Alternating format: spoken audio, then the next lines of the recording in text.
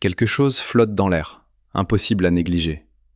Une sorte de charge électrique statique qui s'est installée sur ta poitrine ces derniers jours et refuse de partir, même lorsque tu tentes de te perdre dans tes habitudes quotidiennes. Tu sais exactement de quoi je parle. C'est presque une sensation physique palpable qu'un événement majeur se prépare, comme lorsque la pression atmosphérique chute juste avant un orage estival. Les éclairs ne sont pas encore là, mais ton corps le pressent déjà. Tu as essayé de l'expliquer par la raison. Tu as revisité les conversations, les silences, les gestes à peine perceptibles, cherchant une cause concrète à cette inquiétude persistante. L'esprit rationnel ne découvre pourtant aucune preuve tangible. Et malgré tout, au plus profond de toi, là où les mots deviennent inutiles, réside une certitude tranquille mais inébranlable. La dynamique a basculé, le vent a tourné. La réalité que tu connaissais jusqu'à hier n'est plus identique, même si en apparence tout semble inchangé. Il est essentiel que tu comprennes maintenant quelque chose. Ce que tu ressens n'est ni de l'anxiété, ni le fruit de ton imagination. C'est une perception, une lecture subtile d'informations qui n'ont pas encore pris une forme visible. Dans les liens profonds, rien n'arrive par hasard.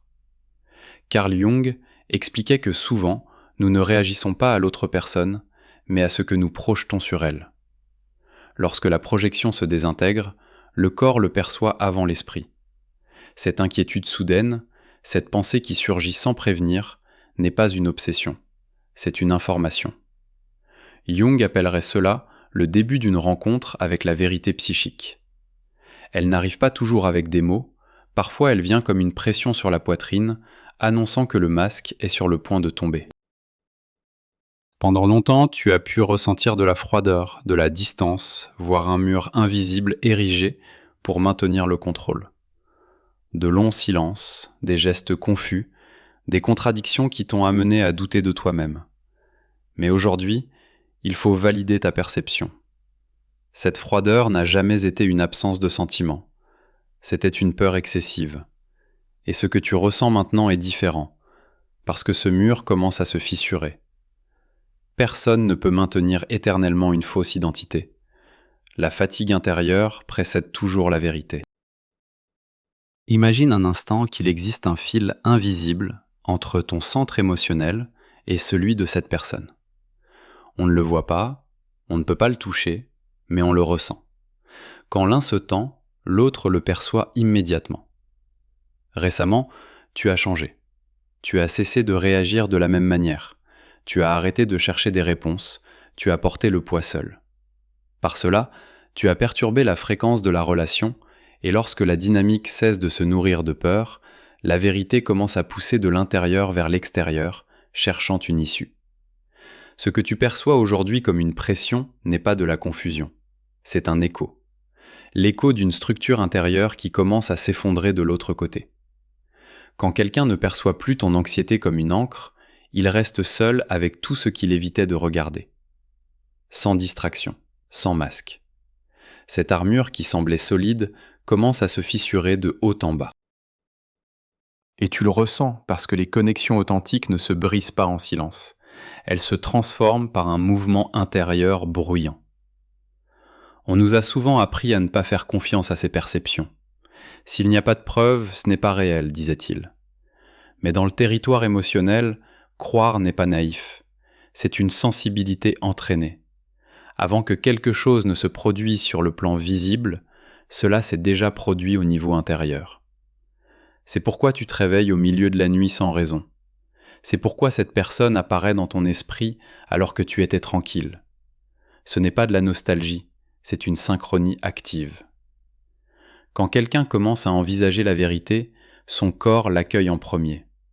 Il teste des mots silencieusement, imagine des scénarios, ressent de la culpabilité ou un désir de clarté, et tout cela voyage. Pas comme des phrases, mais comme une certitude soudaine. C'est pourquoi tu ne doutes plus de toi maintenant. Tu ne perds pas le contrôle, tu le reprends. Cette pression dans le plexus solaire n'annonce pas le chaos, elle annonce la percée de la résistance. Ce qui est intéressant, c'est que ce signal arrive généralement précisément au moment où tu étais sur le point de lâcher prise, où tu avais décidé de clore le chapitre, non par colère, mais par une dignité fatiguée. Ce n'est pas une ironie du destin, c'est de la cohérence. La réalité se réorganise quand tu cesses de forcer. Non pas pour que tu attendes quelque chose, mais pour que tu observes calmement comment le faux ne peut plus se maintenir. Cette personne qui semblait distante traverse sa propre nuit obscure de l'âme. Elle réalise, même si elle ne l'admet pas, que vivre sans authenticité épuise l'âme, que le contrôle ne remplace pas la connexion, que nier le lien ne l'annule pas, il le gèle seulement. Et la glace se brise toujours quand la température intérieure monte trop. C'est ce qui se passe en ce moment sans spectacle, mais sans retour en arrière possible. La peur de révéler sa vulnérabilité est l'un des obstacles les plus profonds de l'être humain. Nous pensons que si on nous voit sans défense, on nous abandonnera. C'est pourquoi beaucoup de gens choisissent la froideur plutôt que le risque. Cette personne a fonctionné ainsi pendant des années, mais l'époque actuelle ne tolère pas les masques prolongés. Écrivez le mot masque dans les commentaires si vous êtes prêt à être authentique. Ton silence n'est plus de l'attente, c'est une présence consciente, il ne pousse pas, ne supplie pas, il est simplement là. Et cette façon d'être redéfinit le lien, sans une seule discussion, parce qu'elle oblige à répondre depuis la vérité ou depuis le mensonge. Si la personne choisit de se montrer authentique, tu remarqueras quelque chose d'essentiel. Elle n'essaiera pas de se justifier, il y aura moins de récits, plus de responsabilités. Tu le sentiras dans le ton, dans les pauses, dans l'absence de défense. La vérité n'a pas besoin d'ornement, et même si elle arrive imparfaite, elle arrive complète. C'est là que tu décideras, non pas depuis une blessure ancienne, mais depuis celui qui ne confond plus intensité et amour. Si toutefois il n'y a pas de vérité, tu obtiendras aussi de la clarté, parce que l'évitement intentionnel parle de lui-même. Et aujourd'hui, tu n'interprètes plus le silence comme un mystère, mais comme une frontière. Cela ne te durcit pas, cela te met en ordre. La maturité ne consiste pas à mieux endurer, mais à se retirer à temps avec une dignité intacte. Et ce choix, même s'il fait mal un instant, te rendra quelque chose d'inestimable, ton énergie vitale. Ce processus n'est pas linéaire. Il y aura des moments de nostalgie, des souvenirs qui tenteront de raviver d'anciens schémas. Respire-les, n'en aie pas peur. L'intégration n'efface pas le passé, elle le déplace simplement. Quand un souvenir ne dirige plus ton comportement, il perd son pouvoir. Et là, tu découvriras que tu peux ressentir sans reculer, te souvenir sans t'attarder, aimer sans te perdre dans l'autre. Plus tu maintiendras cette cohérence, plus quelque chose d'étrange se produira. Tu commenceras à attirer des interactions plus pures, non par magie, mais par résonance. Une énergie claire appelle des réponses claires. Et même si tu ne vois pas encore l'image complète, ton système intérieur s'est déjà ajusté à un autre standard. Un où tout n'est pas négociable, mais qui est profondément humain et réel. Jung affirmait que ce que nous ne rendons pas conscient se répète comme destin. Tu as interrompu ce cycle non pas en fuyant, mais en l'affrontant. Cela change le scénario. Tu n'obtiendras peut-être pas le résultat que tu imaginais, mais celui qui est davantage en accord avec qui tu es maintenant. Et cet alignement se ressent comme une forteresse intérieure, même si l'environnement extérieur s'ajuste encore. Permets-toi ce temps sans conclusion hâtive. La vérité a son propre rythme. Ne la brusque pas, ne la devance pas. Maintiens ton axe. Ce qui est authentique restera sans que tu doives le maintenir avec effort. Et ce qui ne l'est pas tombera de lui-même. C'est la différence entre se battre pour l'amour et permettre au véritable amour de se manifester.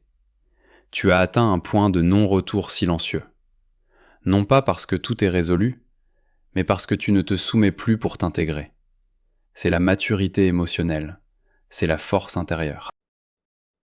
Comme l'enseignait Carl Jung, quand tu intègres ce que tu es, tu cesses de poursuivre ce qui manque. Et de là, quelle que soit la vérité qui vienne ou non, elle te trouvera complet, présent et en paix avec toi-même.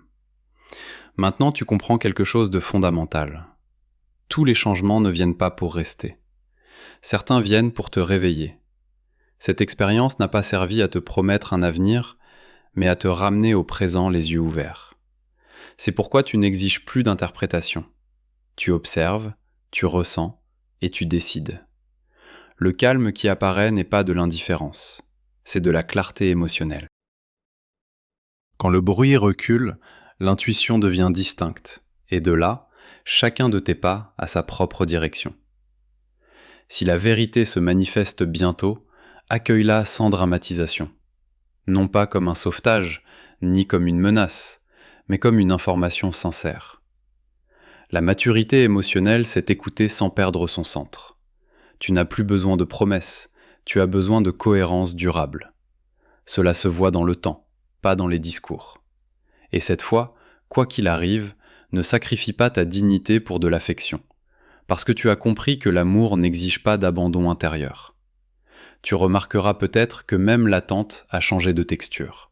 Ce n'est plus de l'anxiété, c'est de la présence. Tu ne regardes pas l'horloge, tu te regardes toi-même. Cela transforme n'importe quelle fin, parce que quand tu ne dépends pas du résultat, il perd son pouvoir sur toi. Et de cette liberté silencieuse, tu es capable de choisir avec clarté, sans hâte, sans peur, sans répéter d'anciennes versions de toi-même. Si la personne se montre authentique, observe s'il y a cohérence entre la parole et l'acte. La vérité ne se soutient pas avec une émotion intense, mais avec de la constance. Cela ne se crée pas par improvisation.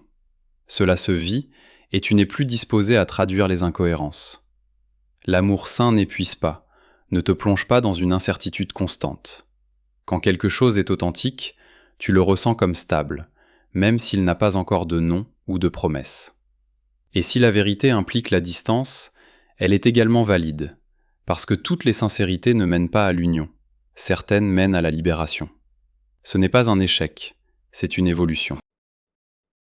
Clore un cycle avec conscience laisse l'âme légère. Il n'y a pas de haine, pas de poursuite, juste de l'intégration. Et quand tu intègres, tu avances différemment. Non pas avec urgence, mais avec un calme qui ne se brisera plus face à l'incertitude. Ce moment t'a préparé à quelque chose de plus grand qu'une seule histoire spécifique.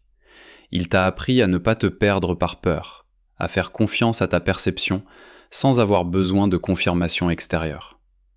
Cela change le type de relation que tu autorises, parce que quand tu choisis, tu filtres sans effort, non par exigence, mais par respect de soi.